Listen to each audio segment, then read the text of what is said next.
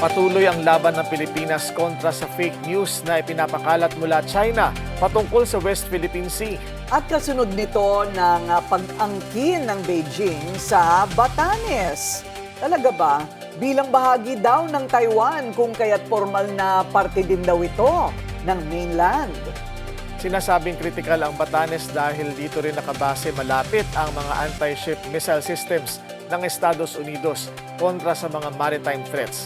Pero nang tanungin natin ang mga taong bayan kung kailangan ba natin ng Amerika kontra China sa usapin ng West Philippine Sea, ang sabi nila, sabi ni Julius Cuetan, nope, pwede namang tayo makipagkaisa sa Southeast Asian nations eh. Common lang din ang motivation natin to protect and safeguard each sovereignty. Sabi ni Chard Carino, meron tayong MDT sa USA. What's that? Mutual Defense Treaty. Okay. There are grounds on this treaty to be invoked. Sabi ni Mars Amarilento, there was a reason why Duterte wanted the US-Philippines MDT revoked. The revocation was obviously for the benefit of one nation.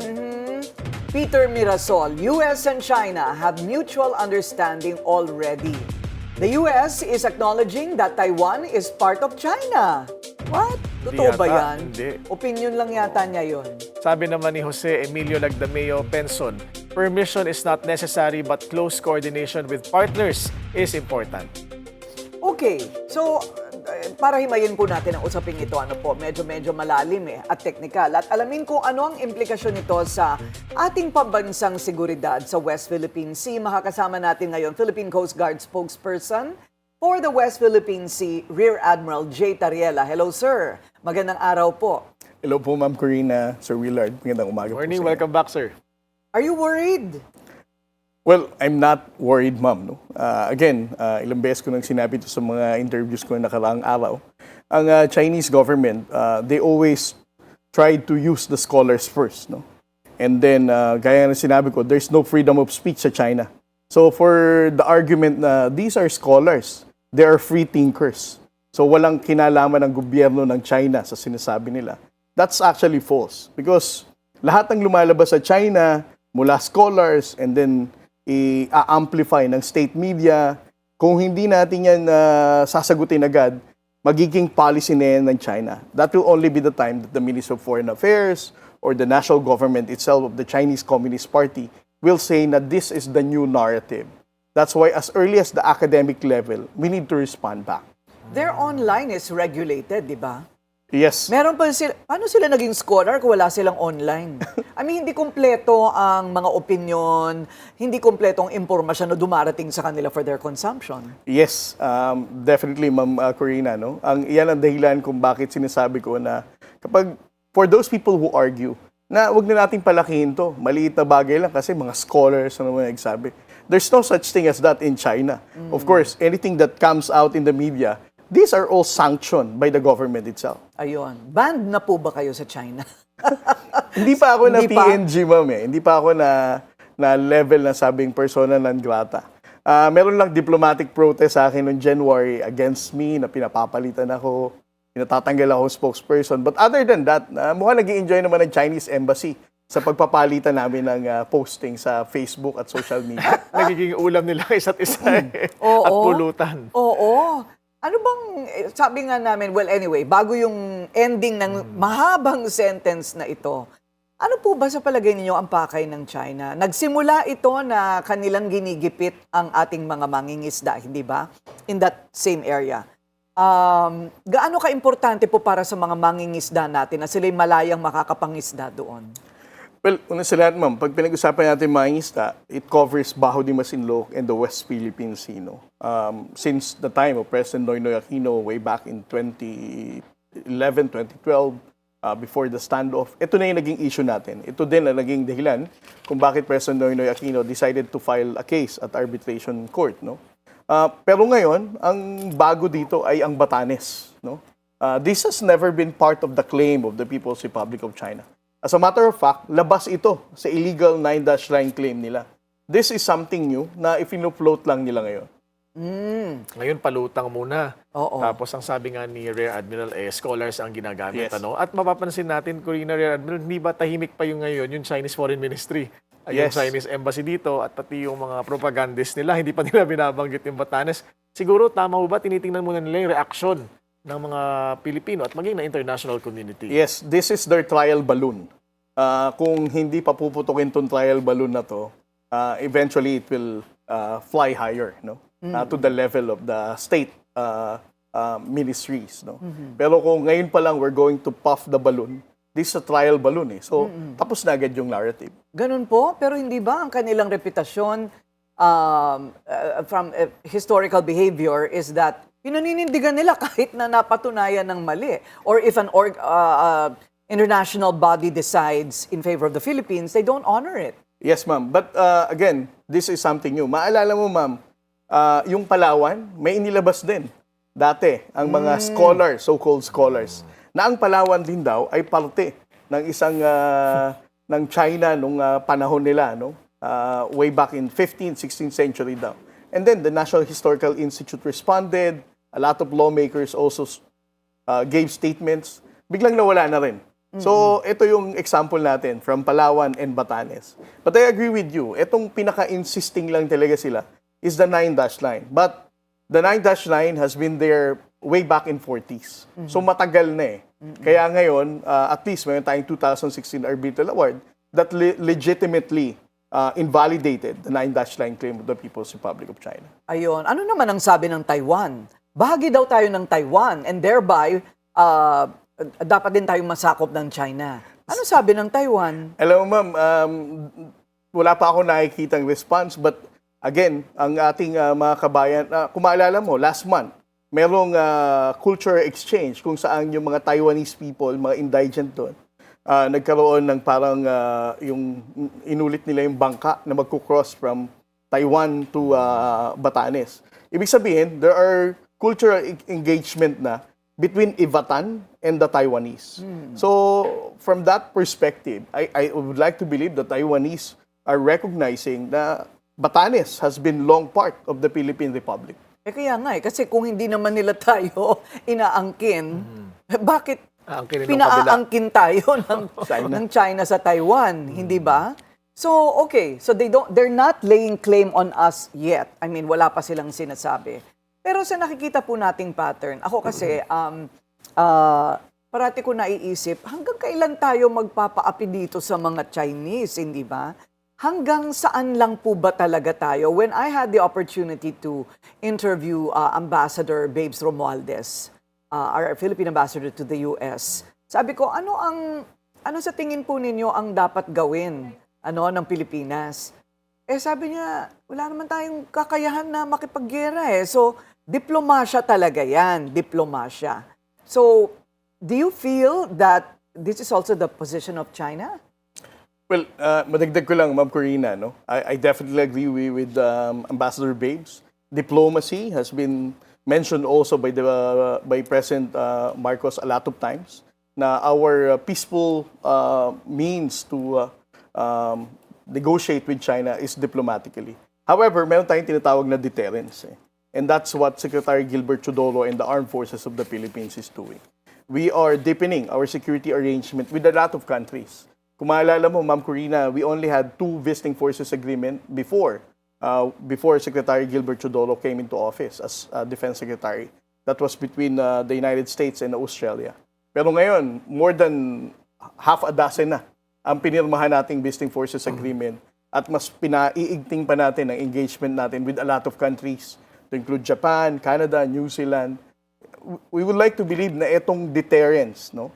For China to realize that if you're going to do something stupid that would heighten the tension and result to an armed conflict, it will make them hesitate because we already have allies to support us. So deterrence, no, and deepening security arrangement is one of the approaches, no, ng ating pamahalaan to make China think twice in pushing for whatever illegal motives they have in the South China Sea. So if we have visiting forces agreement with a country, that country will, is there like a commitment that they're our big brother or that they're going to be allies in case of warfare? Well, there is no specific mention about if you attack me, we attack them. No? Wala naman ganyan. We only have that kind of security umbrella with a mutual defense treaty of the United States. But again, these like-minded states, they recognize the international law. We all wanted to preserve the rules-based order. So if China would definitely disrupt the global order na ini-enjoy natin lahat. And secondly, hindi lang issue ito ng Pilipinas at China. Kung magkakaroon ng gulo sa South China Sea, every one of us are affected because of the global trade that passes through the South China Sea. So, okay, I was going to ask that, ano ba talaga ang sobrang in love ang China sa atin at gusto talaga nilang sakupin? Ano po ba what is the attraction or the interest? Well, una sa lahat, Ma'am Corina, no? Nakikita lang natin ngayon ang harassment ng China sa Pilipinas because under this administration, President Ferdinand Marcos Jr. decided to be transparent. Ito yung Transparency Initiative. Kaya nakikita natin ang harassment ng mga isda, ang bullying ng Coast Guard and BFAR. But if you also go to other different areas ng Southeast Asia, in which it was only Ray Powell who tells the world na ang China Coast Guard nasa exclusive economic zone ng Vietnam, ng Malaysia, ng Natuna Island na pag-aari ng Indonesia. So, makikita natin, hindi lang tayong binubuli dito. Even our neighbors sa Southeast Asia that surrounds the South China Sea at napapaloob dito sa illegal 9-line claim ng China, ay binubuli rin nila. The only difference is that we tell the world what's happening, but for them, they choose to have quiet diplomacy. Pero effective ba, sir, itong deepening the security arrangements with like-minded partners? Kasi 10 years after na kuha natin yung arbitral ruling o yung tagumpay laban sa China, patuloy pa rin yung kanilang island building, militarization sa West Philippine Sea. Effective ba ang ganitong klaseng deterrent, kumbaga? Sir Willard, it depends on how we see the effectiveness. No? Kung we're going to look at it on an effectiveness na maraming bansa ang sumusuporta sa atin, then that will be effective. But if we're going to look at the effectiveness on the lens na nahihinto ba ang China sa ginagawa nila, I think dun lang tayo magkakaroon ng issue. But then again, kung pagsasamahin natin yung two lens na yan, marirealize natin meron pa rin tayong ganansya na nagkakaroon tayong advantage. Because if there will be no countries who will be supporting us, who will not defend our security arrangement with us, then we will be left all alone. Tayo lang mag-isa ang titindig sa China. But this time around, at least, there are more countries amplifying the 2016 Arbitral Award, calling out that this is final and binding, and this has to be enforced. So, para sa akin, mahalagang bagay na we have deepening of security arrangement. At sa parang ito na-enforce yung ruling. Yes, sir. Oo. Kumusta naman po ang military capability ng China? Meron pong impormasyon if they're still as capable as we think they are? Well, kung ang comparison lang, Ma'am Corina, is between us and them, definitely, Ay, syempre, ang laki napakalaki nila no? Ang laki nila, ang dami nila. And obviously, with the defense spending that they're doing for the past decade already, even more than a decade, no? Makikita natin yung taas ng defense spending nila. So, everybody can argue na they are the second largest military in the world, second to that of the United States. Nuclear? Nuclear capability, they also have. They also have Yes. that? Okay. Akala ko ba bawal yun? Well, meron. they are part of the Nuclear Proliferation Treaty, but they are also capable for nuclear weapons. Okay. Ngayon, sir, na pinapalutang na ng mga Chinese scholars yung claim ng China sa Batanes, no, quote-unquote, may mga pagbabago ba sa gagawing deployment ng Philippine Coast Guard? Kayo ho ba ay magpapaigting ng bantay doon sa bahaging yun ng Batanes? Well, una sa lahat, I would like to reinforce yung sinabi ni Secretary Gilbert Chodoro. No? For the Department of National Defense and the Armed Forces of the Philippines, may binigay na siyang pag-uutos, siguraduhin na mas magiging continuous yung pagpapatulya at monitoring dito. And the same thing with the Philippine Coast Guard. Our Commandant, Admiral Gavan, has also expressed his commitment of intensifying our maritime domain awareness dito sa area na to, no? Whether through the coastal radars or the aircraft that we deploy, and even the Coast Guard vessels. Okay. So, So, kailangan na palawakin ng Coast Guard yung title ni Rear Admiral, di na lang spokesperson for the West Philippine Sea, pati sa Bashi Channel, Batanes area, kailangan na rin si Sir doon. Ang demanding mo. Ang dami na niyang ginagawa, Kasi no? lumalawak na yung claim ng China eh. Oo, tsaka parang nang-aasar talaga, no? Parang, well, anyway, yung mga infrastructure po na that they were putting up there, what are we doing about that? Well, yung mga infrastructure na nauna na, ma'am, no? Ang pinaka-main concern natin dyan is, of course, the one in Mischief Reef na tinake over nila noong 1995 na ang sabi nila dati was just an ordinary fisherman shelter. But now, it's one of the biggest military bases na meron sila sa South China Sea. So that's one. Dahil ito ay pasok sa ating exclusive economic zone. Ito ay malapit sa Ayungin Shoal.